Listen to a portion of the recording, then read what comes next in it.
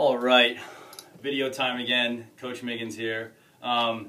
Biggest thing that I need the boys to be able to learn, because we start our summer season in about 2 weeks, is the ability to carry the ball over their shoulder in triple threat position, whether it's strong hand, weak hand. They need to be able to do this. Some of our players still can't do this, and if you're not comfortable up here, then you're not going to be able to make as successful passes, shots, all that stuff. And basically I just wanted to go over the fact that there's kind of two ways to do this. The first way is more of a top hand cradle, okay? And in order for that to happen, our hand, the shaft goes in the higher part, more where the bottom phalanges of the fingers meet, where you get the blisters from doing weightlifting or golfing, right above those, right? So if you put that there first and then apply your thumb afterwards, you'll have this little bit of space here, and you should be able to make little turns. You might want to have your fingers spread out a little bit more because they have smaller hands, but basically you're making these kind of turns.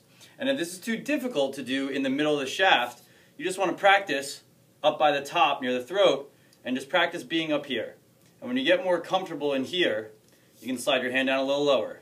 And when you get more comfortable here, you can slide down a little lower, right to where we throw from. And you really want to work on that. And when you get really good, or a little older, you'll be able to do it all the way back here. But it's loose wrist, loose elbow, making that little 360 back and forth, keeping the ball in the pocket. Now, that's one way of doing it. Your top hand's doing the work. Your bottom hand is just kind of letting it roll back and close. Roll back and close. They just work together. All right. The other way to do it, more so for like our hockey players or players that are more bottom hand based, is actually to have an open thumb and index finger and letting it rest in that fatty part of the webbing, and you let your bottom hand do the rolling. And if you close your fist, you're going to close this top hand loosely.